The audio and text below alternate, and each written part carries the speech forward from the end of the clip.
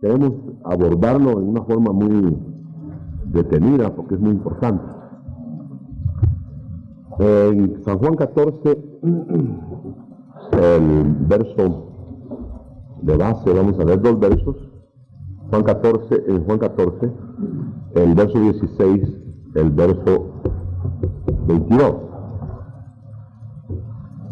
Porque vamos a estudiar el ministerio del Espíritu Santo sobre la iglesia, no en el mundo, porque lo vamos a ver a la luz de las citas. Primero dice, y yo os rogaré al Padre, y os dará otro consolador, para que esté con vosotros para siempre. Luego dice el 22, y dijo Judas, no el Iscariote, Señor, ¿cómo es que te manifestarás a nosotros y no al mundo? Esto encierra pues algo de lo que vamos a hablar ahora. En primer lugar, el cambio más notable que los discípulos sufrieron fue cuando el Espíritu Santo, mejor dicho, cuando Jesús ascendió y el Espíritu Santo iba a venir. Es decir, ellos habían estado acostumbrados a vivir con Cristo 3 años y medio en íntima relación. Entonces, no querían ellos perder esa experiencia, y para ellos era vital que el Señor estuviera con ellos.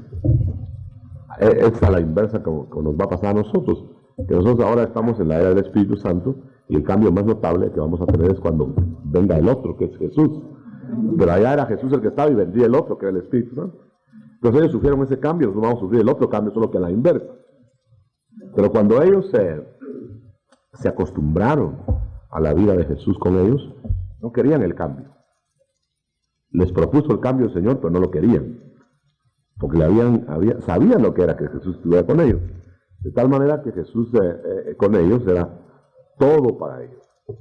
Él pensaba por ellos, Él los ordenaba, Él los respaldaba, todo. Era la vida de Jesús en ellos. Y les dice, yo me voy a ir y voy a rogar, leímos aquí, al Padre, al llegar allá, ¿no?, que os dé otro consolador. Yo los estoy consolando, me va a venir otro. Y entonces, ese es el ministerio del Espíritu Santo. Pero la extrañeza de los discípulos fue grande cuando preguntó Judas, no el Iscariote, Señor, ¿y por qué te vas a manifestar solo a nosotros y no al mundo? Como que le entró cierta duda, y bueno, y no necesitará el mundo del Espíritu Santo. Claro que sí, pero el Señor dijo que se iba a manifestar solo con ellos, los de Él. Esa es la razón por qué ahora nosotros sabemos que el Espíritu Santo se está manifestando directamente a nosotros y no al mundo. El mundo ni cuenta se da. El mundo cree que a saber qué está pasando, no lo entiende. Entonces, vamos a ver acá en la gráfica, vamos a ver algunos detalles que nos van a poner claro el asunto, hasta donde podemos aclararlo. En primer lugar, cuando Cristo dijo, yo soy el camino, la verdad y la vida, está tomando tres dimensiones de la exposición de su ministerio. Camino es ruta, dirección. La verdad es conocimiento. Es algo que uno recibe para estar cierto, estar seguro de lo que tiene. Y la vida es la gloria, la manifestación. El producto de caminar por esta ruta y de tener la verdad es la gloria, la vida. Por eso es imposible que una persona que esté empapada del camino y de la verdad no tenga gloria. Por eso el Señor dijo, la gloria que me diste les he dado. Gloria, no la plenitud de la gloria, pero tenemos gloria ya, vida abundante, vida superlativa, una vida que no puede tener el hombre por muy inteligente, por muy dedicado que sea, que no sea visitado por el Espíritu. Entonces, cuando pensamos en esta triple dimensión, es la clave, porque la clave del Espíritu Santo es el Señor Jesús. Si Él no hubiera venido, el Espíritu Santo tampoco hubiera venido. Si el Señor no viene a abrir la puerta, el Espíritu Santo no entra, no desciende. Inclusive el Señor dijo, es necesario, dijo, que yo me vaya. Porque si yo no me voy, el otro no viene. Vamos a ver si la gráfica nos gusta un poquito. Quisiera que usted notara, allá arriba está el alfa, la Trinidad, en la eternidad pasada. En la creación, el Espíritu Santo estaba sobre la haz del abismo, donde nos narran creación. Y lo que hizo el Espíritu Santo fue ejecutar las órdenes del Padre. Hágase, dijo el Padre, y se puso en movimiento el Espíritu Santo. Aquí tenemos una verdad escondida muy linda, y es la verdad de que no se mueve el Espíritu Santo sin la palabra. Fíjense que había Espíritu Santo en plenitud sobre las haz de las aguas del caos, y había caos. Había presencia del Espíritu Santo moviéndose sobre las haz de las aguas del abismo, pero no había creatividad, solo había presencia. Fue hasta que se dio la orden de parte del Padre, o sea, la palabra, y entonces el Espíritu se puso en movimiento. Interesante. Por eso es que nosotros sabemos que los dos testigos que hemos estado estudiando son palabra escrita ahora y el Espíritu que está dentro de nosotros. Porque cuando se mueven estos dos, palabra y Espíritu, es rema. Ya ustedes saben que rema es la palabra en acción, o sea, la palabra en creación, en actividad, no palabra pasiva. La palabra escrita sola es logos, pero la palabra escrita movida por el Espíritu Santo, activada por el Espíritu Santo, es rema. Y así es como se produce lo sobrenatural. Fíjense que ahí estaba la palabra quieta. Digamos, la palabra que Dios tenía era logos. Y el Espíritu Santo estaba en quietud. Pero cuando Él accionó, entonces dijo, sea hecho, y el Espíritu se movió. Ahí se hizo logos, se hizo rema el logos. Un ejemplo más de esto. Cuando Pedro estaba en la barca, en la tormenta, el logos era Cristo frente a él. Poderoso, suficiente para salvarlos, para todo lo que los discípulos sabían que él podía hacer. Pero fue hasta que le dijo Pedro, si tú eres, haz que yo camine. Y el Señor dijo, ven. Ese es el rema. Mientras no le dijo ven, si Pedro se tira al agua, se ahoga.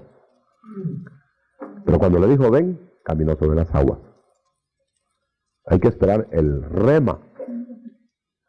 Igual es en el estanque de Betesda. Entraba el enfermo y hasta que se movía el agua, rema, se sanaba el enfermo. Y aunque se hubieran bañado todo el año en el estanque de Betesda, no pasaba nada sin el movimiento de las aguas. Había que esperar el movimiento de las aguas. Ese es rema en relación al logos. Siguiendo entonces, cuando en el huerto del Edén estaba Adán y Eva, en inocencia, era visitado. No dice que moraba el Espíritu Santo con Adán, pero era visitado por Dios. Ese es el día del Padre. El Padre moviéndose en el Antiguo Testamento en su día creativo, en su día dispensacional.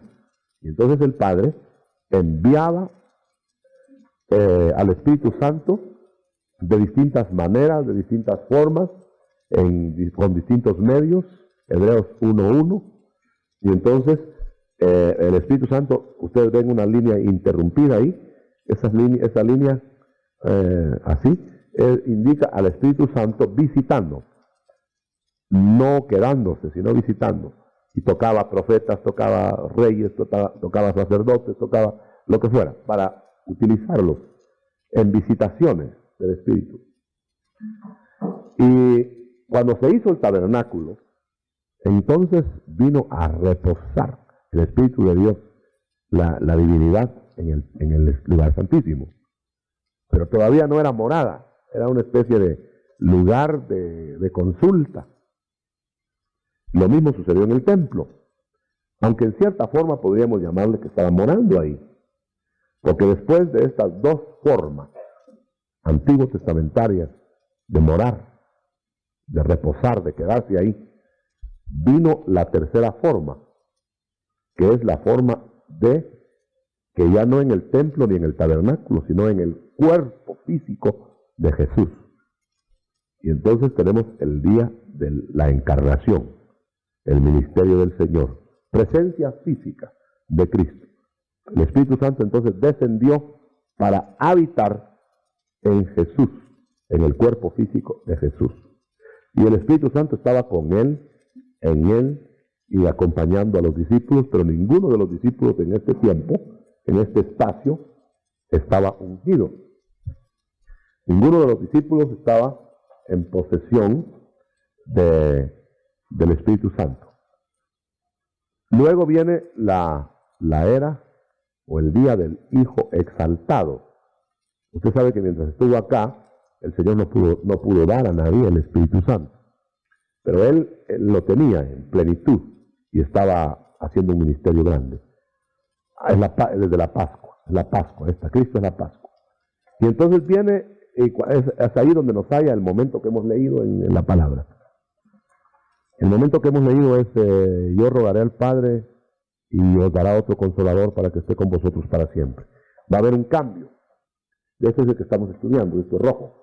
Y ese cambio va a ser en que en lugar de habitar en el cuerpo físico de Cristo, el Espíritu Santo, porque Cristo ascendería en la exaltación, vendría de otra manera, vendría a habitar en otro cuerpo, que ese cuerpo se llama la iglesia, el cuerpo místico. Pero vamos a ver este espacio de aquí para acá, que pocas veces se estudia. La primera parte que ven ustedes de este espacio rojo, del día en el día del Hijo exaltado, no en el Hijo en la encarnación, porque en el Hijo en la encarnación no es el Hijo exaltado, sino es el Hijo en humillación.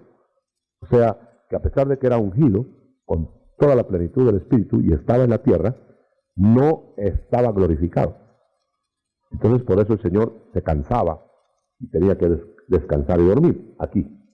Pero cuando ya fue exaltado al resucitar, entonces desapareció el sometimiento, o sea, la humillación del Señor a las leyes físicas. Y en cuanto desapareció eso, estaba en condiciones no solamente de dar el Espíritu Santo, sino de inaugurar una nueva era, que es la era del ministerio del Espíritu Santo. Ahora vamos a verlo cómo sucedió. Aquí el Señor puso una puntadita muy linda en los días de su resurrección. Llamó a sus discípulos y les sopló engendramiento.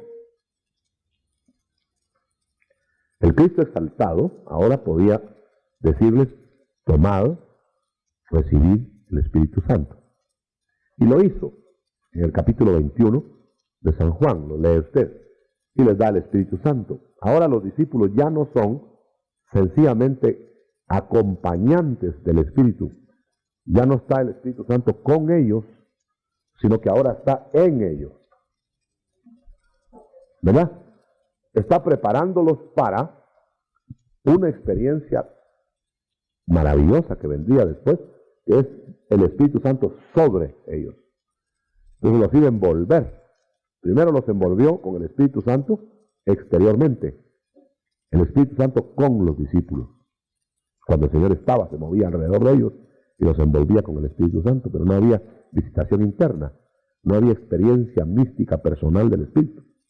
Ellos todo lo querían afuera. Pero cuando Él sopló, entonces les dio el Espíritu Santo y ya tenían Espíritu Santo en ellos. Y estando en ellos, ya engendrados, entonces ahora ya la cosa cambiaba. Porque, y aquí noten un detalle, hermano, muy, muy interesante. Fue después de esto, de soplar, que el Señor les dijo, van a ir ustedes al aposento alto, para que venga sobre ustedes el Espíritu Santo. Que esta ha sido una de las grandes polémicas de las corrientes teológicas modernas, que dicen, bueno, si al creer nosotros ya tenemos el Espíritu Santo, entonces ¿para qué tenemos que estar buscando aposentos altos? Pero el Señor Jesucristo lo dijo, vayan al aposento alto, porque tenía que ser Espíritu Santo sobre. Entonces aquí tenemos, en los días de la encarnación, Espíritu Santo con los discípulos. En los días de Pentecostés, en los días previos al Pentecostés, Espíritu Santo en los discípulos. Y en los días posteriores al Pentecostés, con el ungimiento, el Espíritu Santo sobre los discípulos. Y es exactamente lo que pasó con Cristo. El Espíritu Santo vino con Cristo a hacer sombra. Vino, ustedes saben, hablando pues de la encarnación, el misterio de la encarnación. Vino el Espíritu Santo con María. Y estuvo ya en la encarnación en María, mejor dicho, en el vientre de María, ya el Espíritu estuvo en Jesús al engendrarlo. Fíjese bien, ese es el nuevo nacimiento del hombre. Ahí está. Entonces, el Espíritu Santo está en, y lo hace nacer. A nosotros nos toma y nos hace nacer. Ese es el nacimiento de arriba. Cristo, claro, no lo tuvo así igual a nosotros, porque Él es un ser especial, aparte, ¿verdad? No es como nosotros, porque Él nunca ha pecado. Y no es criatura tampoco, ¿verdad? Pero estamos hablando de la creatividad de Jesús en el ministerio de hijo. Por eso es que dice, yo te he engendrado. Jamás Jesucristo ha sido engendrado. Pero sí fue engendrado en la encarnación. Mejor dicho, fue hecho su cuerpo, pues. Él le fue dado cuerpo. Y entonces, cuando nosotros nacemos de nuevo, sin lo cual no hay nada de la vida espiritual, es nuestro Belén. El Espíritu Santo nos engendró. Somos engendrados del Espíritu. Ese es idéntico al soplo de Jesús. Muy bien, entonces una vez que Cristo fue engendrado, estaba el Espíritu Santo en Él.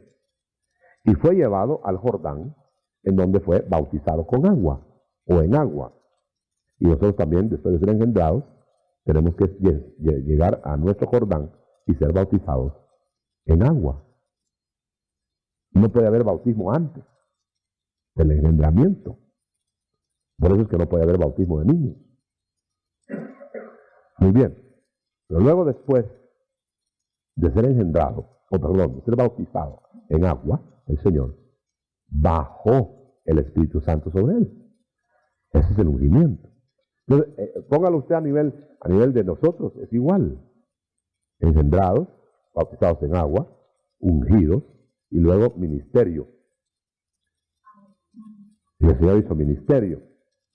Ahora, ¿por qué la evidencia más clara que tenemos en toda la Biblia de que es imposible tener un ministerio sin ungimiento, la tenemos en Jesús? Él no se movió nunca antes de ungirse, de ser ungido.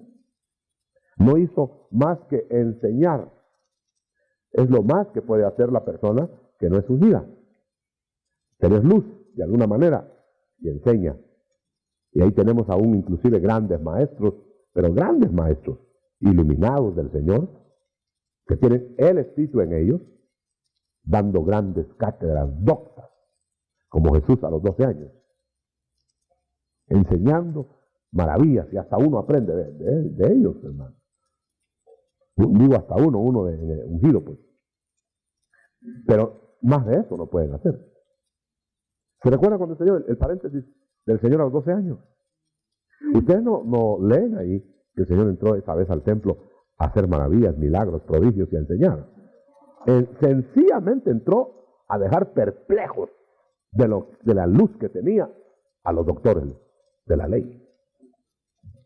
O sea que esta es la razón, yo la encontré, hermano, y yo siempre me había puesto a pensar en esto. ¿Por qué hay tanto libro y tanta cosa no pentecostal tan iluminada?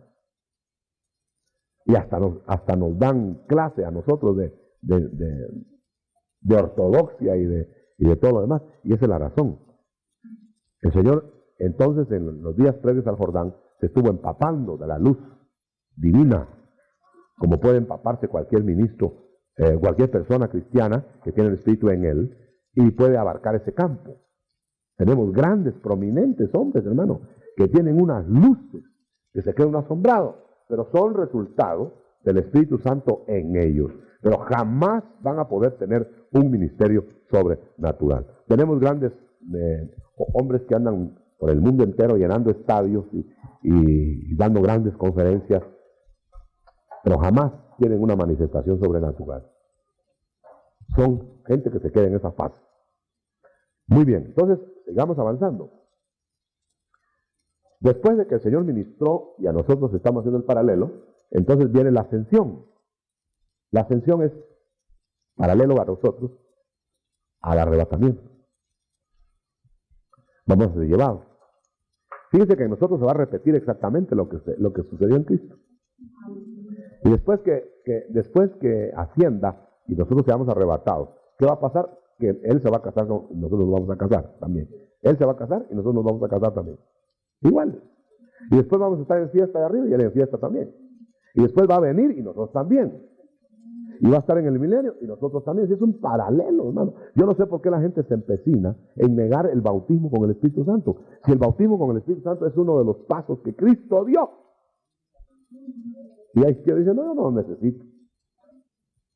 Y dicen que tienen ministerio. Bueno, por su cuenta y riesgo, a saber de dónde sacarán las cosas. Muy bien, entonces, pero vamos a seguir aquí porque a veces me entusiasmo y me voy por otro lado. Veamos los 40 días del Cristo exaltado, que ya le pudo dar a los discípulos el Espíritu Santo. Aquí está el Cristo en apariciones, ya no el Cristo en presencia, sino en apariciones. Ahora es a la inversa. Aquí estaba morando Cristo en la tierra. Y aquí está solo apareciendo, de aquí para acá. Y el Espíritu Santo que estaba solo apareciendo, ahora está morando. Se cambiaron.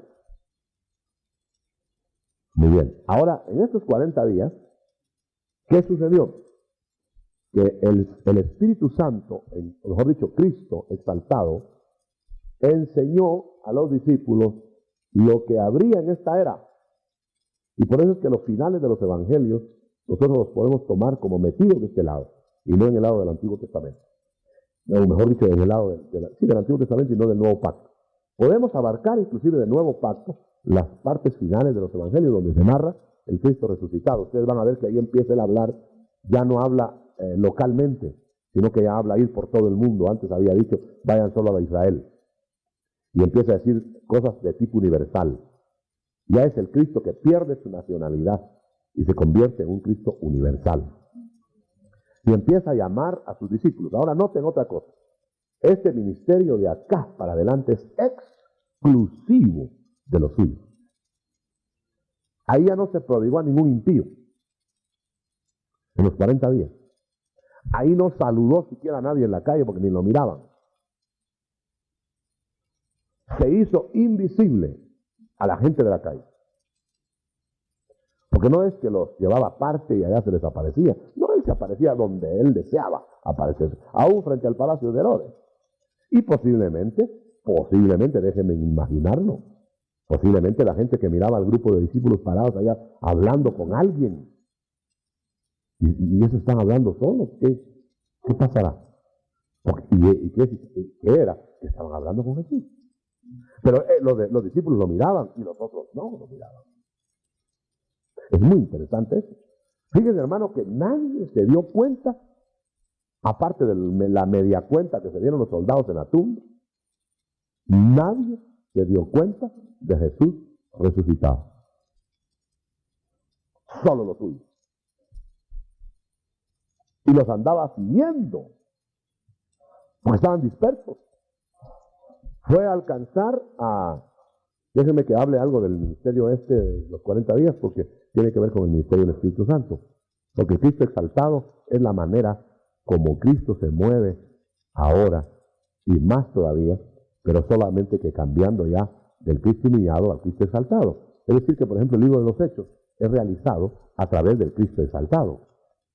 No del Cristo, no a la manera del Cristo que anduvo en la tierra. Por eso hay algunos quieren tomar similitudes del Cristo en la tierra, caminando en la tierra. El Cristo caminando en la tierra era el Cristo humillado. En cambio, el que tenemos ahora es Cristo exaltado, intocable. De tal manera que ahora, por eso es que el Señor les dijo, ahora vayan ustedes por todo el mundo, porque todo poder me ha sido dado, ahora no hay problema. Ahora vayan ustedes por todo el mundo y yo voy a hacer en ustedes lo que ustedes no pueden hacer. Y yo lo voy a hacer, se va a prolongar mi ministerio en ustedes.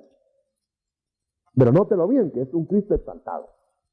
No es el Cristo de Nazaret, como que ni Jesús de Nazaret que caminaba, no. Porque ahora puede ministrar en todos lados del mundo al mismo tiempo. Entonces, miremos qué más sucedía aquí. Enseñaba. El Cristo exaltado enseña, el Cristo exaltado dirige, el Cristo exaltado comprueba su divinidad, el Cristo exaltado aparece, el Cristo exaltado se hace visible, el Cristo exaltado, hermano, lea usted todo lo que sucedió en los 40 días. Tiene una buena tarea. Coja su Biblia y lea los trozos desde que resucitó hasta el final de los evangelios, y después lea los hechos, y ahí tiene usted la era actual. Y en el libro de los hechos tenemos nosotros no solo la era actual, sino ni lo que Cristo estaba haciendo en los 40 días, sino lo que Cristo quiere hacer después de los 40 días. ¿Y qué es lo que Cristo quiere hacer después de los 40 días? En San Juan 1, ¿dónde está aquello que dice, mayores cosas haréis? El mismo 14. Sí, hermano. 14:12. Iba a tomar otras citas equivocadas. De cierto os digo, el que en mí cree, eso ya es después de los 40 días. Eso es para después de los 40 días. El que en mí cree, las obras que yo hago, él las hará también. Y aún mayores hará, porque yo voy al Padre. Y todo lo que pidierais al Padre en mi nombre, lo haré para que el Padre sea glorificado en el Hijo. Ahí les está transmitiendo todo su poder. Ahora bien, entonces entramos en esta etapa. Ahora ustedes van a ir a su Jordán, les dice a los discípulos, porque aquí están solo engendrados, por eso fue que no los puso ahí a hacer maravillas y milagros, porque todavía estaban solo iluminados, engendrados e iluminados. Porque por eso van a leer ustedes después que dice, el Espíritu que va a venir les va a recordar todo lo que yo les he dicho aquí y acá y todo eso. Iluminación. Pero luego de aquí para allá, hermanos, se estalla el poder. Más recibiréis poder. En Hechos 1:8, ¿verdad? 7 y 8. En el 7 está esto, ¿no? De aquí para acá. Y en el 8 está de aquí para acá. En el 7 dice, estaban preguntándole detalles y esto y el otro, enseñanza y todo lo demás. Y miren, les dice, no les toca a ustedes saber las razones de los tiempos, de lo que el Padre tiene en su sola potestad. Más recibiréis poder y le seréis testigos hasta lo último de la tierra. Esto quiere decir que este cambio notable que ha habido, hermano, nosotros no lo hemos podido explotar, no lo hemos podido aprovechar por muchas razones. Pero hoy está vigente Juan 14:12. ¿Pero dónde se mira? Bueno, se mirará donde haya realmente creyentes. Creyentes. Pero no solo creyentes le llamamos a los que van al culto. Creyentes, es decir, crédulos a todo lo que Cristo enseñó y dijo. ¿Dónde están las obras mayores? Pedro, preguntémosle a Pedro, ¿dónde están las obras mayores, Pedro? Que Cristo dijo que tú harías. La sombra de Pedro. ¿Dónde están? Y así le podríamos preguntar a los apóstoles, ¿dónde están las obras mayores? Y a nosotros que no están ni las menores.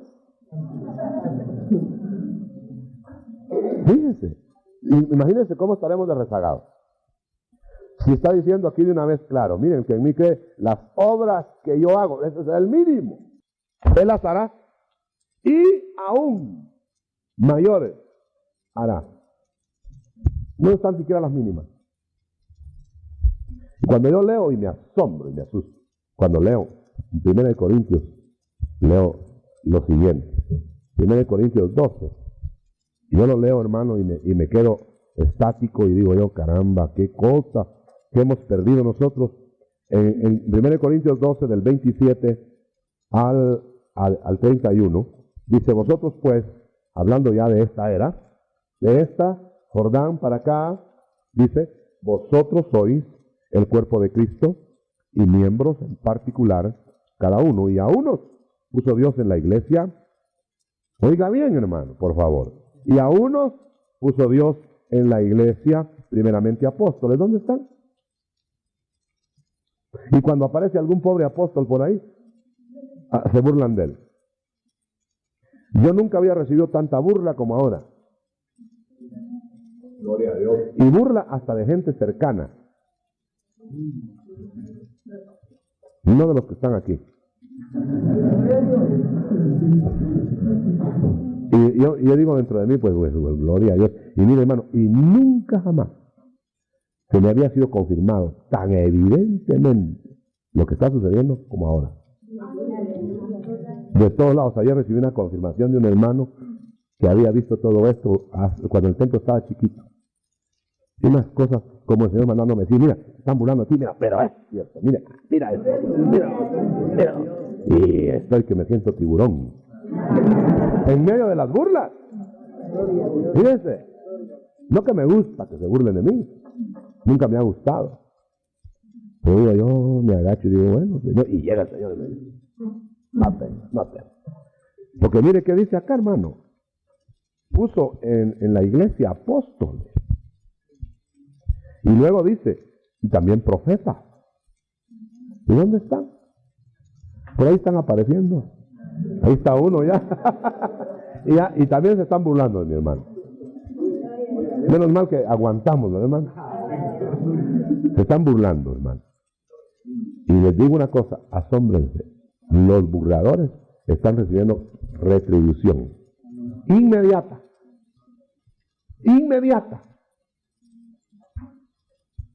Y un hermano pudo ver, ayer me contaba eso, que en el sermón que el Señor me dio el domingo, el domingo en la noche, yo llevaba un tema para un rumbo acá y el Señor me hizo que cruzara para acá y que empezara a hablar de Ananías y Zafira. Y un hermano que hace años que estaba viendo cosas así tremendas, vio que cayó cantidad de gente dentro de la iglesia. Cuando yo dije, van a haber ananillazos, cayó un montón de gente. Y se asustó porque una su hija cayó entre la pendalada. Y le va a ir a hablar a su hija. Hermano, van a ver cosas tremendas. Si usted no analiza bien lo que está pasando aquí en la iglesia ahora, mejor mire. Espérese y va a ver. Y no vaya a mover la boca porque le va a caer. No es amenaza, hermano. Pero mire, yo estoy consternado de lo que está sucediendo. Porque como no han habido apóstoles, o si los ha habido, saber dónde los han arrinconado a los pobres. No han habido profetas, si los ha habido, y si los ha habido, saber dónde los han hecho pedazos. Saber dónde están los pedazos de los pobres profetas. Y ahora que empiezan a tomar la cabeza a los ministros, les dicen de todo, hermano. Pero no importa. Así ha sido siempre. Y a otros puso maestros. ¿Dónde están? No nos asustemos cuando aparezcan los maestros. Ni les demos palo. Por eso me agradó tanto lo que decía el hermano Jorge ayer, de ese hermano que dijo, lo que asombra es que los pastores no vean nada, no que a un pastor que ve algo lo están enjuiciando. Eso es lo que asusta. ¿Dónde están los profetas? ¿Dónde están los apóstoles? ¿Dónde están los maestros? ¿Dónde están los que hacen milagros? Y aquí lo está diciendo que los puso en la iglesia. Y luego dice, después los que sanan, ¿dónde están? Los que ayudan, los que administran, los que tienen don de lenguas. Menos mal que nosotros estamos empezando a ver todo eso acá. ¿Son todos apóstoles? Está diciendo, unos van a tener apostolado, no todos. ¿Son todos profetas? No todos van a ser profetas, unos van a ser profetas. No todos maestros, no todos maestros. Unos van a ser maestros y otros no, otros van a ser alumnos. Si no, ¿dónde van a parar todos maestros? ¿Hacen todos milagros? No, unos van a hacer milagros y los otros se van a poner bien bravos porque los otros hacen milagros. Tienen todos dones de sanidad, no, unos los van a tener y otros no. Hablan todos lenguas, mensaje, don. No, unos lo van a tener nada más, otros no. De este versículo lo estoy aclarando porque algunos interpretan acá que se está diciendo, ya ven, no todos hablaremos lenguas. ¿Cómo no? Todos los de la iglesia tenemos que hablar en lenguas. Lo que pasa es que aquí está hablando del don de lenguas. Y el don de lenguas sí no lo vamos a tener todos. Aleluya. ¿Interpretan todos? No. Yo que tenga memoria, creo que tal vez ya interpreté alguna vez. Pero a muchos de ustedes nunca van a interpretar. Muchos de nosotros, yo mismo quizás nunca voy a tener un mensaje profético. Ya, bueno, ya he tenido un mensaje profético. Pero no voy a tal vez palabra de ciencia o alguna cosa. No vamos a tenerlo todo. Amén. Muy bien. Oigan, es procurar pues los dones mejores. Os está diciendo que todo este repartimiento de aquí para acá, hermano, ¿dónde está? Todo esto está como que está tirando así, mire, dones, como veas las piñatas que tiran dulces así, y mira los muchachitos, ¿dónde están los muchachitos recogiendo dulces ahora en la iglesia? Y yo tengo la impresión que sí hay piñatazos, pero nadie recoge. Los muchachitos se quedan mirando para ver, y los dulces cayendo, ya ni dulces quieren, hermano. Yo me he encontrado con gente que ya no quiere ni maravillas ni milagros, nada. Digo yo, caramba, ya no puede ni llorar, ni endechar, ni bailar. Ya no quieren nada. Muy bien. Entonces, estamos pues en lo que aceleramos acá.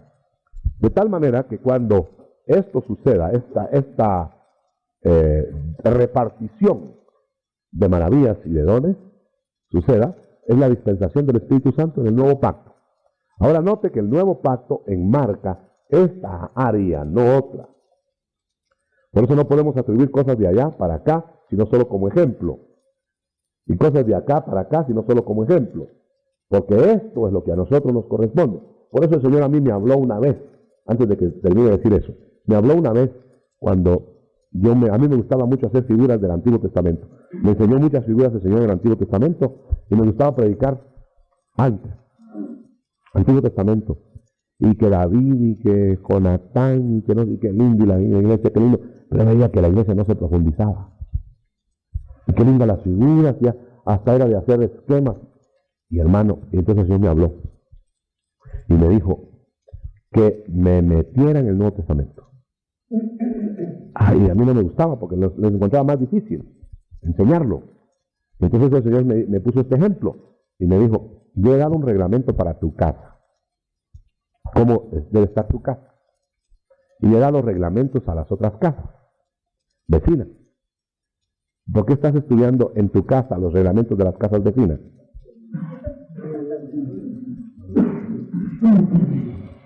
Y me dejó quieto, hermano. Entendí hasta el día de hoy. Porque me estaba diciendo, si te di un reglamento para tu casa, y estás leyendo los reglamentos de las otras casas, ya tenés 2 años de estar leyendo reglamentos de las otras casas, ¿qué te importa las otras casas? Primero la tuya. Y el Nuevo Testamento es el reglamento para la casa. Por eso es que la gente y el pastor que solo vive en el Antiguo Testamento, está bonito para predicar y para que qué lindo predica, pero para edificar la iglesia, Nelly.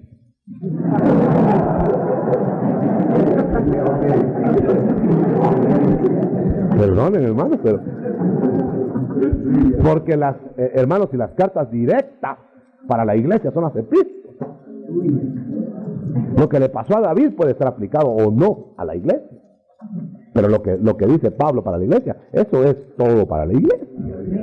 Y entonces me cambié, hermano, y me puse a estudiar las epístolas en la iglesia y se fue a la iglesia para arriba. Dice que todavía no hemos salido de las epístolas. Ahí estamos, y qué bendición, hermano. ¿Por qué? Porque allá los de las casas vecinas, que ya hasta muertos están ya. Hablando del Antiguo Testamento, están muertos. Lo que les iba directo a ellos, y todos ellos ya están muertos. Eso solo nos quedó a nosotros para ejemplo. Ahora para los que estamos vivos, echarle el hacha y todo. Y chicote. No sé si me estoy explicando. No estamos desechando el Antiguo Testamento. Pero aquel es sombra. Por eso es que tenemos que coger esta área. Esto va desde los finales de los evangelios hasta el Apocalipsis. Finales de los evangelios. El Cristo resucitado para adelante, hasta aquí. Y las órdenes de nuevo pacto no empiezan aquí, empiezan aquí. Estas son las insinuaciones iniciales del nuevo pacto. Pero las órdenes empiezan aquí en el libro, en la carta a los romanos. Porque ni aún los hechos nada más es un ejemplo de lo que sucedía cuando se comían la doctrina. Sucedían estas cosas. Es decir, el libro de los hechos no es nada más que el desarrollo práctico de la doctrina. Entonces nosotros no vamos a ir a estudiar doctrina al libro de los hechos. Nosotros vamos a llegar al libro de los hechos a ver qué es lo que resulta de la enseñanza apostólica. Y usted mira ahí todo lo que resulta, ¿verdad? Entonces puede tomar ejemplo de ahí. Y usted dice, si esto les pasaba a ellos cuando los apóstoles les hablaban, ¿qué nos pasará a nosotros si estudiamos a los apóstoles? Pues nos va a pasar lo mismo, que vamos a tener el mismo resultado y vamos a ver las mismas cosas de los días de los hechos. Amén. Por eso, hermano, yo les recomiendo que antes que nada lean los reglamentos de su casa. En vez de estarse metiendo en la cabeza en los reglamentos de las casas de la guerra. ¿Qué me importa a mí cómo está gobernando allá? Sí puede darse un consejo, pero mejor gobierne aquí adentro. Y va a ver que la casa va a estar nítida. Y entonces lo que va a pasar es que las casas vecinas van a hacer lo que usted está haciendo y no usted no va a hacer lo que están haciendo las casas vecinas. Por eso hay mucha gente ahora andando en el Antiguo Testamento, en el legalismo. Eso se lo mostró claro, hermano. Porque hay iglesias enteras ahora que se basan en el Antiguo Testamento. Y hay iglesias que inclusive hasta intentan inmolar corderos para hacer sus edificios. Y hay iglesias que hasta los pastores se circuncidan. Y hay iglesias donde inclusive se están dando órdenes absolutamente antiguo testamentarias. Y hay iglesias donde el ornamento es absolutamente antiguo testamentario, arónico. Cuando nosotros somos puro ministerio Melquisedec. ¿Está claro eso? Por eso, nuevo pacto. Si a mí el Señor en el principio me indicaba que era nuevo pacto esta iglesia, hermano. Si hasta nuevo pacto le quise yo poner. Solo porque ya habían otros con ese nombre. Pero Elim llegó después. Elim quiere decir roble. Encontré yo en la Biblia por ahí. Roble quiere decir. Nunca había hallado hasta hace poquito. Porque 70 palmeras me decía, ¿y qué quiere decir Elim? 70 palmeras y 12 fuentes de agua, decía yo. ¿Verdad? Pero por ahí encontré en un diccionario bíblico, roble.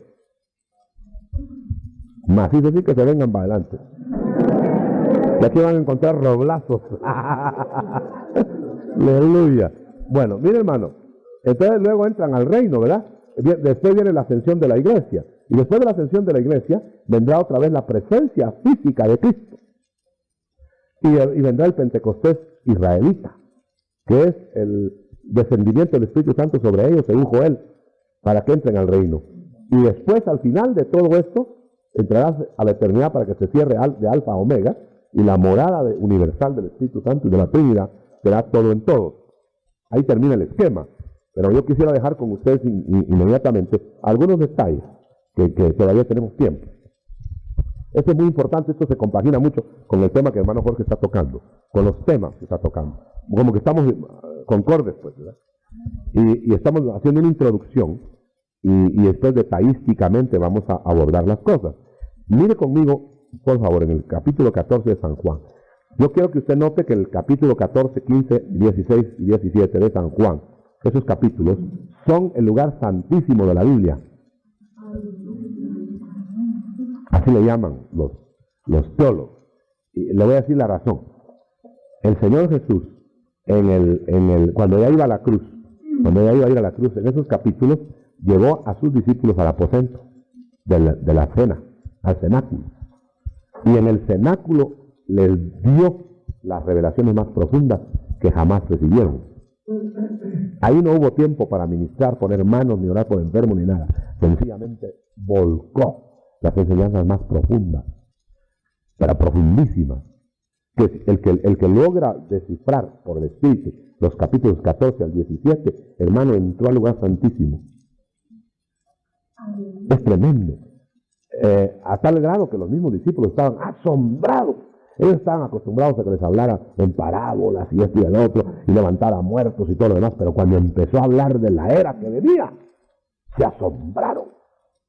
Y nosotros nos asombramos todavía, aunque ya empezamos nosotros a ver y tenemos el ejemplo de la iglesia primitiva. Por ejemplo, empezó diciéndoles, si ustedes me aman, 14, 15, si ustedes me aman, guarden mis mandamientos. Ahora, note, fíjese bien, hermano, no los mandamientos del Padre, mis mandamientos.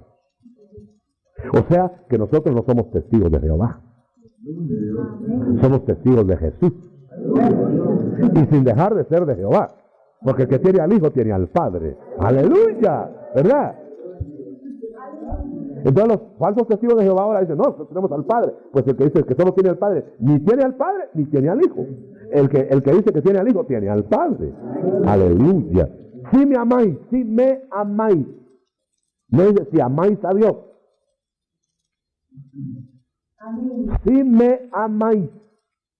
Por eso nadie viene al Padre sino por mí.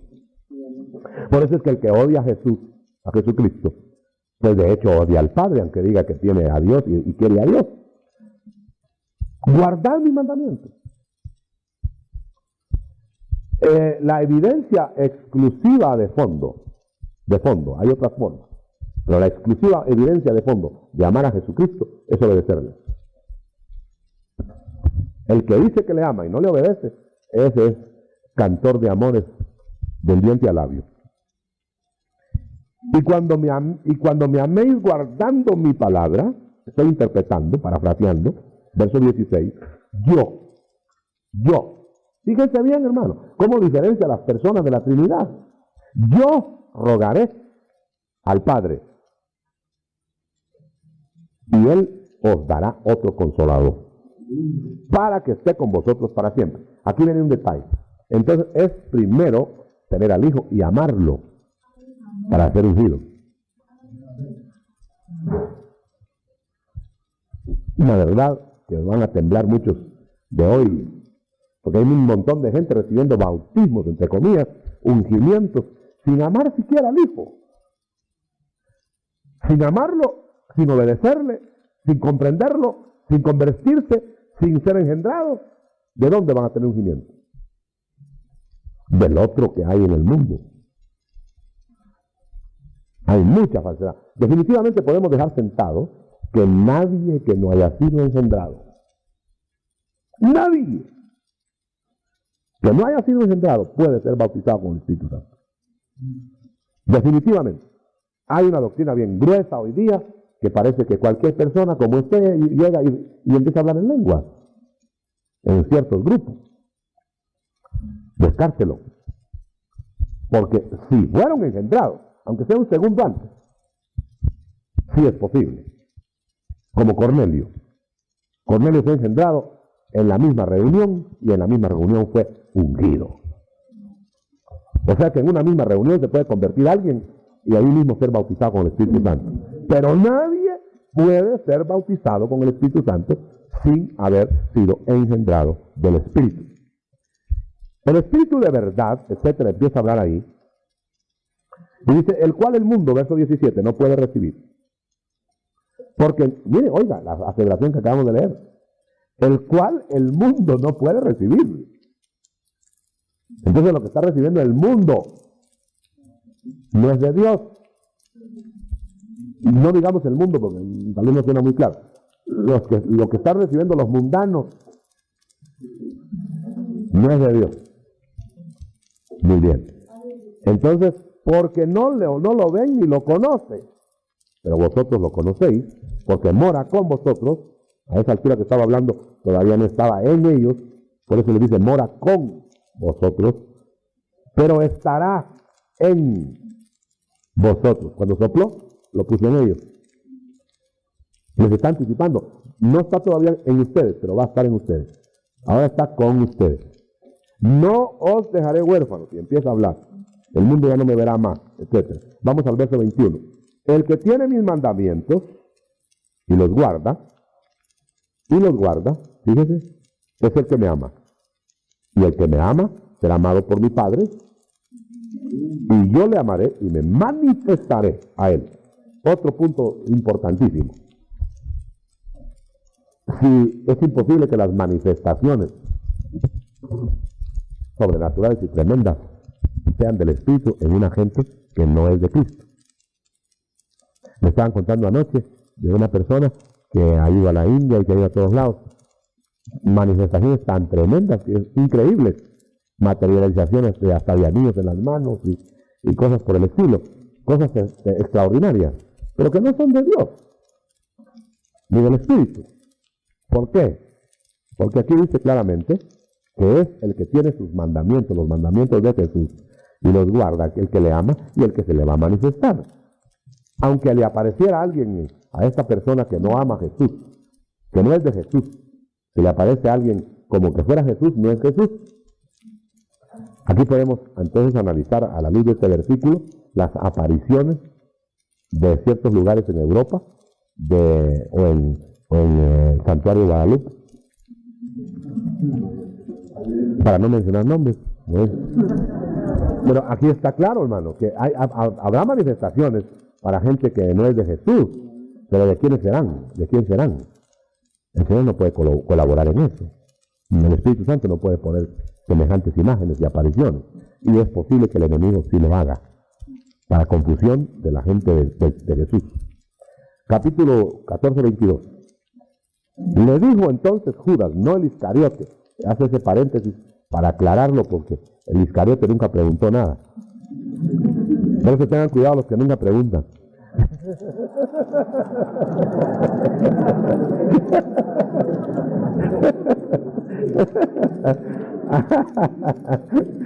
Borren eso, hermano.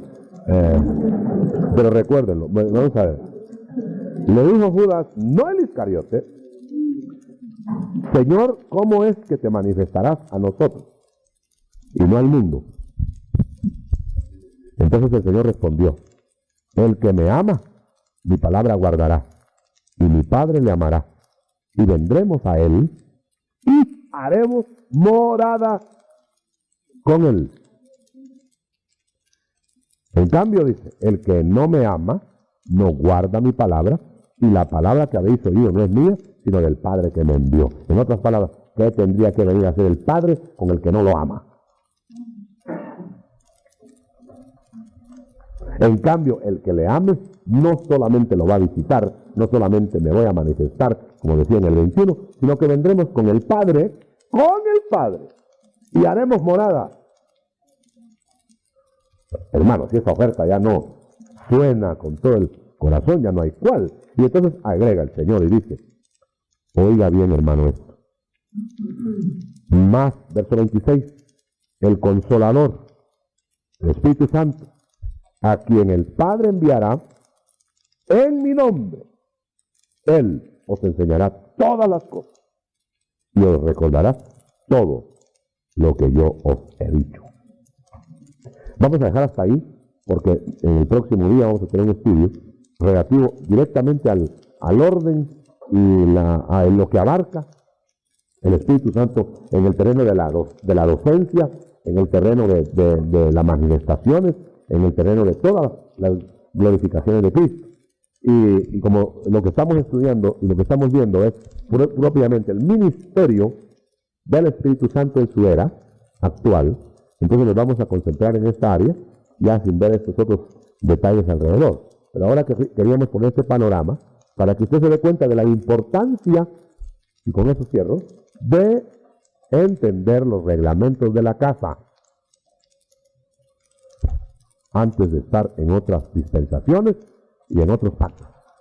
Amén y amén.